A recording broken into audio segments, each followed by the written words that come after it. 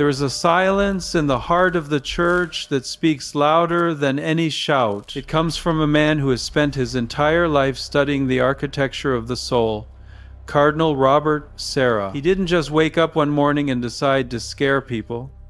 He looked at the data points. He looked at the trajectory of Western civilization. And as we barrel toward the year 2025, he has issued a diagnosis that is terrifyingly precise. He warns that we are walking blindfolded into a spiritual ambush. But he didn't just point at the fire. He handed us the extinguisher. He pointed to a specific ancient weapon that he claims is the only thing capable of shielding the human mind from the chaos that is coming. Most people feel it, don't they? That low-level hum of anxiety. You wake up, check your phone, and the world feels heavier, more fractured. You look at the headlines, the moral confusion, the absolute breakdown of logic, and you ask yourself, what is actually happening? Cardinal Sarah suggests that this anxiety isn't just political or social. It is a symptom of a spiritual displacement.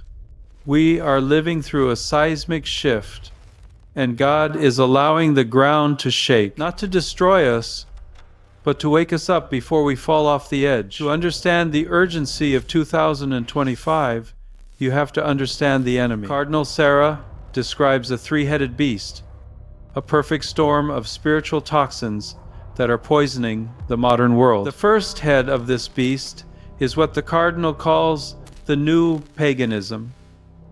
But you need to be careful here. When we hear paganism, we think of ancient Romans sacrificing bulls to stone statues. That would be easy to spot. This new paganism is invisible. He calls it practical atheism. It is a virus that has infected even the most faithful among us. It's the ability to say, I believe in God on Sunday, but then live the other 167 hours of the week as if he does not exist. It creates a vacuum. And in physics and spirituality, vacuums do not last. When God is pushed to the margins, new gods rush in to fill the center. The God of science, the God of the state, the God of the self. Cardinal Sarah warns that a society that exiles God eventually turns against life itself. It becomes a culture of death. The second head of the beast is the fraying of civilization. This is the feeling of entropy. It's the sense that the glue holding reality together is drying up. You see it in the collapse of the family unit. You see it in the identity crisis of an entire generation. You see it in the vitriol of our politics. This isn't just bad policy. It is the accumulation of unrepented sin reaching a critical mass. We have spent decades sowing the wind, ignoring the natural law. And now, in the mid-2022, we are reaping the whirlwind. The cardinal argues that when a civilization loses its memory of God, it loses its mind. But the third head, and this might be the most dangerous one, is the dictatorship of noise. In his masterpiece, The Power of Silence, Cardinal Sarah writes, without silence, God disappears in the noise. Think about your day, the podcast in the car, the Spotify playlist at the gym, the Netflix series before bed, the endless, infinite scroll of the newsfeed. We are terrified of silence. Why? Because silence forces us to look in the mirror. Silence forces us to confront the emptiness, so we medicate ourselves with noise. The cardinal identifies this as a strategic, diabolical attack. The devil is loud. His strategy is to drown out the still small voice of God with a tsunami of digital distraction. If he can keep you distracted, he can keep you from being saved. So, we have the diagnosis: a practical atheism, a collapsing culture, and a dictatorship of noise. It sounds hopeless, but this is where the cardinal pivots from pathologist to general. He offers a remedy, a weapon. To the secular eye, it looks like a simple string of beads. But Cardinal Sarah argues that the Holy Rosary is actually a piece of advanced spiritual technology. Why the Rosary? Why not just meditation or mindfulness?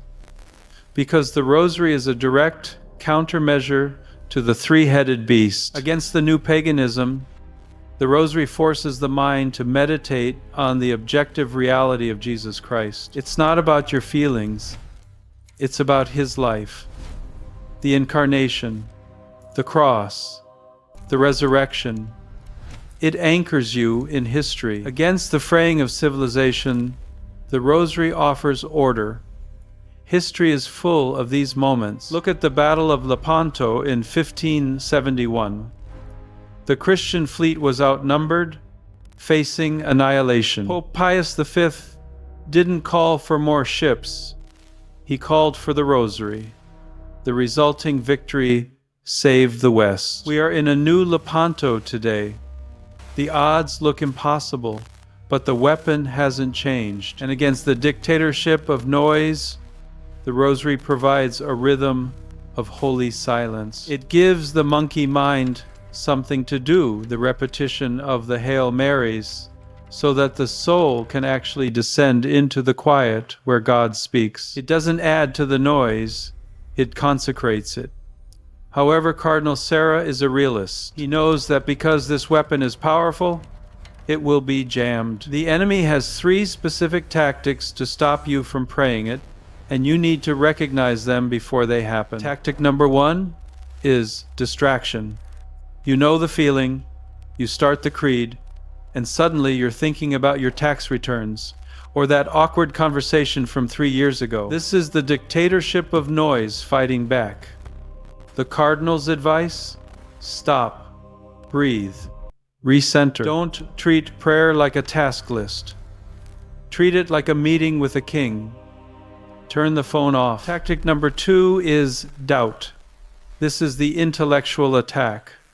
A whisper in your ear that says, "This is medieval superstition." You're just talking to yourself.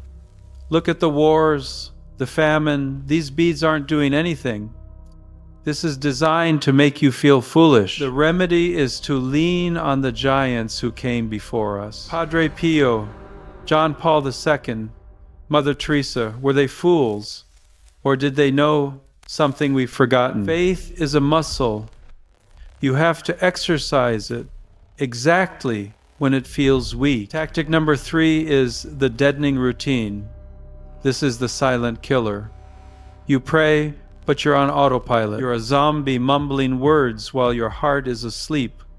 A soldier who sleeps on his watch gets overrun. The solution is to visualize. When you pray the sorrowful mysteries, stand at the foot of the cross, smell the dust, hear the hammers, make it visceral. So, here we are, standing on the precipice of 2025. The diagnosis is clear. The cure is in your hands. The only variable left is you. This is the point where most people nod, agree, and then scroll to the next video. Do not be that person. The era of casual Catholicism is over. We do not have the luxury of being lukewarm anymore. You are being drafted into a spiritual conflict whether you like it or not. The only choice you have is whether you enter the field armed or defenseless. I am challenging you right now, today, to make a pact with heaven. Commit to the Rosary. Not when you have time, because you will never have time. You have to make time. If you are a father, this is your primary duty. If you are a mother, this is your shield. Make your home a fortress of prayer. Cardinal Sarah's warning isn't meant to induce panic, it's meant to induce action. The storm is here, the waves are high, but we have an anchor. The promise of Fatima was simple. In the end, my Immaculate Heart will triumph. By picking up those beads, you are pulling that triumph down from heaven and into your living room. Don't just watch this and move on. Start tonight, 1 decade, then 5, then every day. and share this warning. There are people in your life drowning in the noise who need this lifeline. Let's close this the only way that makes sense. O Blessed Virgin Mary, Queen of the Most Holy Rosary, we stand before you in uncertain times. We entrust the year 2025 to your protection. Against the noise, give us silence. Against the chaos, give us your peace. We take up this weapon not in fear, but in confidence. Bind us to your Son, protect our families from the storm, and lead us to the victory you promised. Amen.